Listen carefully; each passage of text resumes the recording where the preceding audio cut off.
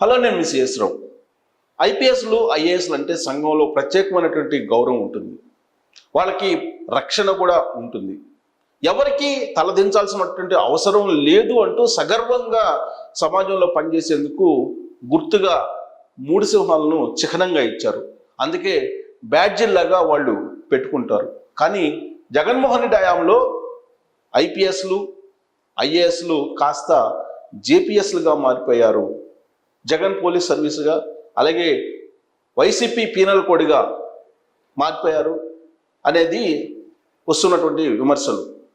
అయితే ఇప్పుడు మనం విశ్లేషించుకుంటే కనుక ప్రధానంగా వస్తున్నటువంటి ఆరోపణలు 3 మీద ఎక్కువగా వస్తున్నాయి. వాళ్ళల్లో ఒకళ్ళు పిఎస్ఆర్ ఆంజనేయులు. ఈయన ఆంధ్రప్రదేశ్ మాజీ ఇంటెలిజెన్స్ చీఫ్. మరొకరు రఘురామారెడ్డి, కొల్లు రఘురామారెడ్డి. ఈయన అన్ని శాఖలకు సంబంధించి మొత్తం హోల్డ్ చేసినటువంటి ఐపీఎస్ ఆఫీసర్గా ఇతనికి పేరుంది. ఇతని కోసం ఒక ప్రత్యేకమైనటువంటి చట్టాన్ని జగన్మోహన్ రెడ్డి అప్పట్లో తీసుకొచ్చేటువంటి ప్రయత్నం చేశారు. ఇక రాజేంద్రనాథ్ రెడ్డి, కడప జిల్లా. జగన్మోహన్ రెడ్డికి అత్యంత విశ్వాసపాత్రునిగా ఆయన ఉన్నారు అనేది ఆయన మీద ఉన్న తొలి రోజుల నుంచి ఆరోపణలు. అందుకే ఎన్నికల కమిషన్ ఆయనని డీజీపీ నుంచి పక్కకు పెట్టేసింది. అసలు వీళ్ళు 3 మీదనే ఎందుకు ఎక్కువగా ఆరోపణలు వస్తూ ఉన్నాయి? ఎందుకు వైఎస్ఆర్ కాంగ్రెస్ పార్టీ ఒక కార్యకర్తల్లాగా, లేదంటే జగన్మోహన్ రెడ్డి సొంత మనుషుల్లాగా వ్యవహరించారు అనేది ఇప్పుడు సమాజంలో వాళ్ళ మీద వస్తున్నటువంటి ఆరోపణలు, వాళ్ళ మీద వస్తున్నటువంటి విమర్శలు కూడా. ఇందుకీ వాళ్ళ ప్రొఫైల్ ఏంటి, వాళ్ళు ఎక్కడి నుంచి వచ్చారు, వాళ్ళ ట్రాక్ రికార్డ్ ఏంటి అనేది ఒకసారి చూద్దాం. పిఎస్ఆర్ ఆంజనేయులు 1992 బ్యాచ్కి సంబంధించినటువంటి ఐపీఎస్ ఆఫీసర్. గోదావరికని ఏఎస్పీగా ఆయన పోస్టింగ్ నిర్వహించారు. ఆర్మూరు, వరంగల్ ఏఎస్పీగా బాధ్యతలు స్వీకరించారు ఉమ్మడి ఆంధ్రప్రదేశ్లో. 1997లో కడప 11వ బెటాలియన్ కమాండెంట్గా విధులు నిర్వహించారు. 2000 నుంచి 2002 వరకు కర్నూలు, గుంటూరు ఎస్పీగా బాధ్యతలు నిర్వహించారు. అప్పట్లో ఆయన ఏం చేశారు అనేది కర్నూలు అలాగే గుంటూరు జిల్లాకు సంబంధించినటువంటి పౌర సమాజాన్ని అడిగితే తెలుస్తుంది. కర్నూలులో లైంగిక వేధింపుల కేసుల మీద ఆయన మీద కేసులు అప్పట్లో ఫిర్యాదులు వచ్చాయి. గుంటూరులో ఈయన ఫ్యాక్షనిజం, రౌడీయిజం రూపుమాపు పేరుతోటి తెలుగుదేశం పార్టీ వాళ్ళని కక్షగట్టి డార్మేటరీకి తీసుకొచ్చి లాఠీ కౌన్సిలింగ్ ఇచ్చినటువంటి ఆరోపణలు ఉన్నాయి. ఇక 2003లో ఢిల్లీ ఇంటెలిజెన్స్ బ్యూరోకి డిప్యుటేషన్ మీద బదిలీ అయ్యాడు. 2003లో వైఎస్ ప్రభుత్వంలో ఇంటెలిజెన్స్ కౌంటర్ ఇంటెలిజెన్స్ డిఐజీగా ఆయన పనిచేశారు. ఎందుకంటే రాజశేఖర్ రెడ్డి నక్సలైట్లని చర్చలకు పిలిచి ఏ విధంగా నక్సలిజాన్ని అలాగే నక్సలైట్ని కాల్చేసే ప్రయత్నం చేశారు మనందరికీ తెలుసు. దాంట్లో ఈయన ఇంటెలిజెన్స్ కౌంటర్ ఇంటెలిజెన్స్ డిఐజీగా సమర్థవంతంగా పనిచేశారు అనేది ఆయనకు ఉన్నటువంటి ట్రాక్ రికార్డ్.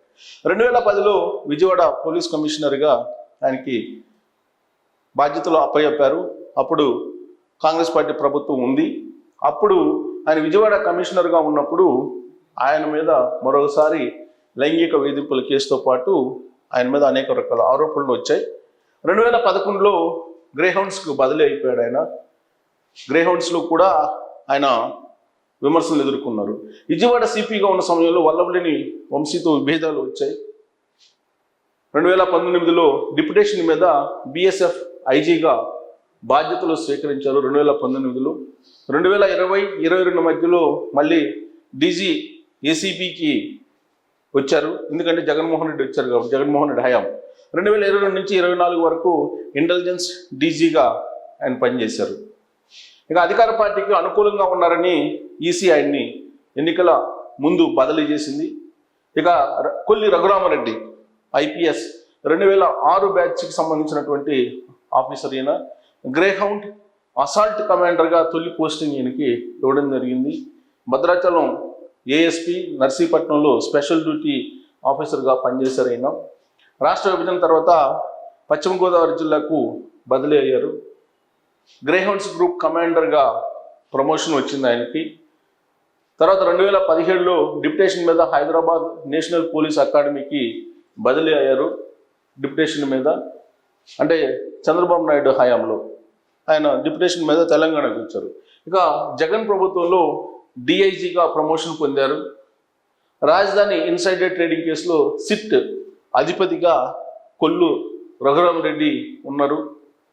స్కిల్ కేసులో చంద్రబాబుని అరెస్ట్ చేసినటువంటి అధికారి ఇతను. చట్టానికి విరుద్ధంగా, నిబంధనలకు విరుద్ధంగా అరెస్ట్ చేశారనేటువంటి ఆరోపణలు ఎదుర్కొంటున్నారు ఆయన.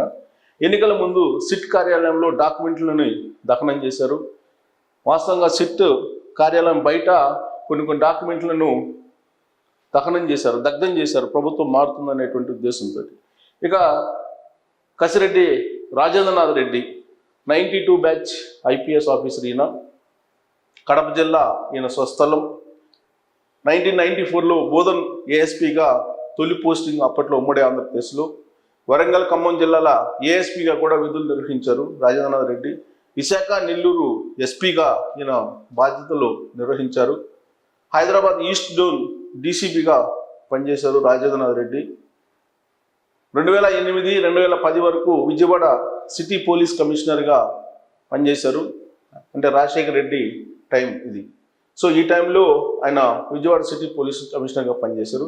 2020 ఆగస్టులో ఇంటెలిజెన్స్ డీజీగా నియామకమయ్యారు. మళ్ళీ జగన్మోహన్ రెడ్డి హయాంలో ఇంటెలిజెన్స్ డీజీగా నియామకమయ్యారు. 2022 ఫిబ్రవరిలో ఏపీ ఇన్ఛార్జ్ డీజీపీగా బాధ్యతలు స్వీకరించారు. అంతకుముందు సవాంగ్ ఉండేవాళ్ళు. సవాంగ్ ప్లేస్లో ఇన్ఛార్జ్ డీజీపీగా ఈయన్ని నియమించడం జరిగింది. 2024 మేలో డీజీపీ పదవి నుంచి తొలగించింది ఎన్నికల కమిషన్. ఆయన జగన్మోహన్ రెడ్డికి అనుకూలంగా వ్యవహరిస్తున్నారని. ఇది వీళ్ళ ముగ్గురు యొక్క బ్రీఫ్ ప్రొఫైల్. ఐపీఎస్లో అనేక మంది ఉన్నారు, కానీ ఎందుకు వీళ్ళ ముగ్గురు మీదనే అనేకమైనటువంటి ఆరోపణలు వస్తూ ఉన్నాయి అని అంటే, పిఎస్ఆర్ ఆంజనేయులు ట్రాక్ రికార్డు తీసుకుంటే ఆయన ఐపీఎస్గా ఎంపికైనప్పటి నుంచి పౌర సమాజంలో ఆయన కీలకమైనటువంటి బాధ్యతలు చేపట్టినటువంటి పోస్టింగ్లో మనం గమనిస్తే కనుక అనేక రకాల ఆరోపణలు ఆయన మీద ఉన్నాయి. అలాగే ఆయన ట్రాక్ రికార్డులో కూడా బ్లాక్ స్పాట్స్ కనిపిస్తూ ఉన్నాయి.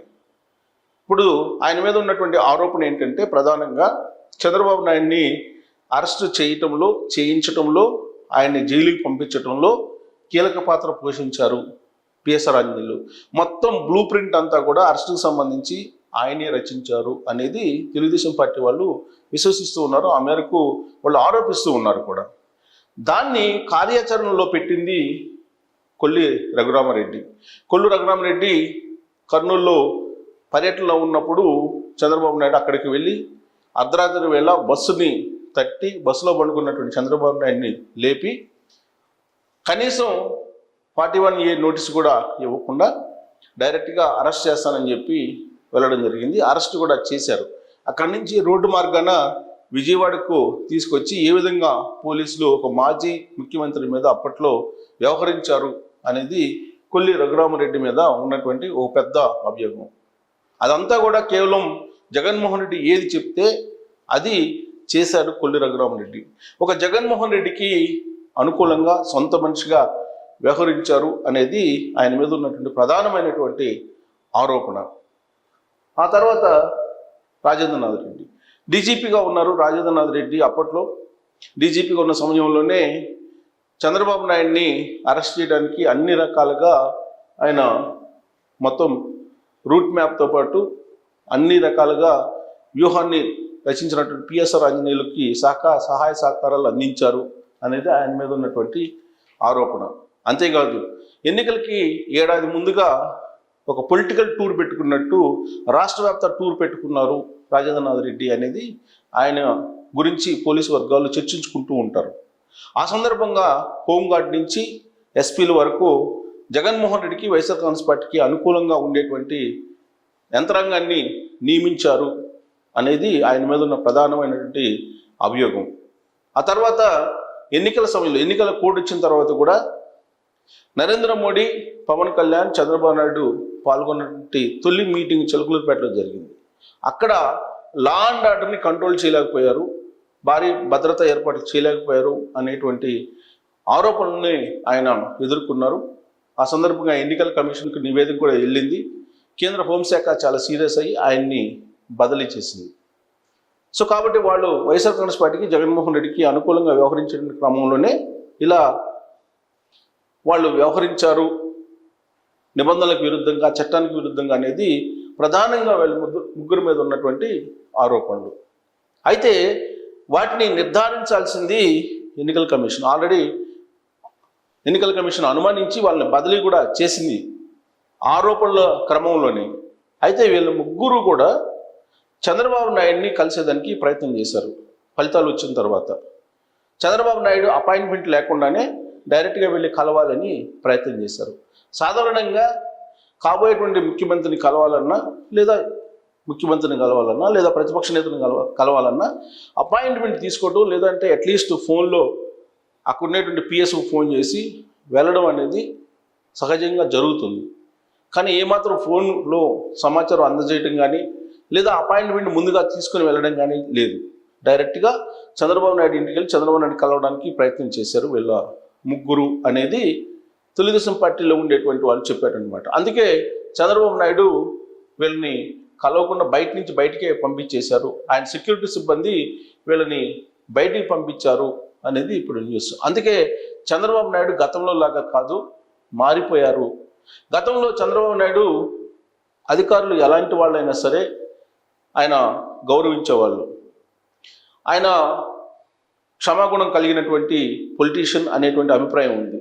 సో చంద్రబాబు నాయుడు విషయంలో ఎలా ఉన్నా పర్వాలేదు అనేటువంటి అభిప్రాయం ఐపీఎస్లకి, ఐఏఎస్లకి చాలా మందికి కూడా ఉంది. కానీ ఇప్పుడు మారినటువంటి పరిస్థితి దృష్ట్యా చంద్రబాబు నాయుడు మారిపోయారు. జగన్మోహన్ రెడ్డి ఏదైతే రూట్ చూపించారో ఆ రూట్కి ఇప్పుడు బ్రేక్ వేసేలా చంద్రబాబు నాయుడు వ్యవహరిస్తున్నారు. ఆయన మారినటువంటి పొలిటీషియన్ ఇప్పుడు అనేది వీళ్ళ ముగ్గురిని చంద్రబాబు నాయుడు ఇంటి పరిసరాలని బయట నుంచే పంపించడం అనేది ఒక నిదర్శనంగా, ఉదాహరణగా తెలుగుదేశం పార్టీ వాళ్ళు చెప్పుకుంటున్నటువంటి మాట. మరి వీళ్ళ ముగ్గురు ఇప్పుడు ఏం చేయబోతున్నారు? వీళ్ళు మారబోతున్నటువంటి ప్రభుత్వంలో వీళ్ళు కొనసాగేటువంటి అవకాశం ఉందా, లేదా సెలవు మీద వెళ్తారా అని అంటే ఆల్రెడీ సెలవు మీద వెళ్ళడానికి కొల్లి రఘురామరెడ్డి సిద్ధమైపోయారని తెలుస్తుంది. పిఎస్ఆర్ ఆంజనేయులకి ఇంకో 2 సంవత్సరాలు మాత్రమే పదవి విరమణ గడువు ఉంది. ఆయన మరి కంటిన్యూ అవుతారా, ఏదొక పోస్టులో వేసినా కానీ, లేదా ఆయన కూడా సెలవు మీద వెళ్తారా అనేది చూడాలి. ఇక రాజేంద్రనాథ్ రెడ్డి కొంతమంది లీడర్లతోటి చంద్రబాబు నాయుడుతో లైజనింగ్ చేయించుకుంటున్నారు అనేది కూడా వినిపిస్తూ ఉంది. బట్ చంద్రబాబు నాయుడు పట్టు విడుపులతో కూడినటువంటి రాజకీయవేత్త అనేది గతంలో ఆయనకు పేరుండేది. కానీ ఇప్పుడు పట్టు పడితే ఉడుంపట్లాగా ఆయన ఉంటారు అనేది వినిపిస్తుంది.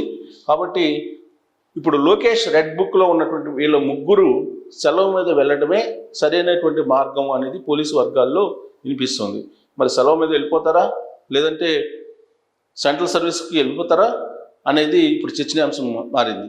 ఒకవేళ వాళ్ళు సెలవు మీద వెళ్లకుండా సెంట్రల్ సర్వీస్కి వెళ్లకుండా ఉంటే కనుక వీళ్ళని కేంద్ర ప్రభుత్వానికి సరెండర్ చేసేదానికి అసెంబ్లీలోనే తీర్మానం చేసి పంపించేటువంటి అవకాశం ఉంది అనేది కూడా తెలుస్తుంది. అసెంబ్లీలో వీళ్ళ ముగ్గురిని ప్రవేశపెట్టి ఒక తీర్మానం చేసి వీళ్ళని కేంద్రానికి సరెండర్ చేసేటువంటి ప్రయత్నం చేయబోతుంది తెలుగుదేశం పార్టీ అనేది మరొక ఆప్షన్గా కూడా తెలుస్తుంది. అలాంటి పని చేస్తారా రాబోయేటువంటి రోజుల్లో చంద్రబాబు నాయుడు ముఖ్యమంత్రి హోదాలో? ఒకవేళ అదే చేస్తే ఆంధ్రప్రదేశ్ చరిత్రలో మొట్టమొదటిది అవుతుంది. గతంలో రాజశేఖర రెడ్డి టైంలో ఐపీఎస్లు, ఐఏఎస్లు జైలుకి వెళ్ళారు. ఇప్పుడు జగన్మోహన్ రెడ్డి హయాంలో సరెండర్ చేసేటువంటి ఇప్పుడు పరిస్థితి వస్తూ ఉంది. సో సరెండర్ చేస్తే కనుక ఏమవుతుంది అనేది చూడాలి. మరి వీళ్ళ ముగ్గురిని ఏం చేయాలనే దాని మీద మీరు కూడా మీ అభిప్రాయాలను తెలియజేయచ్చు. Thank you very much.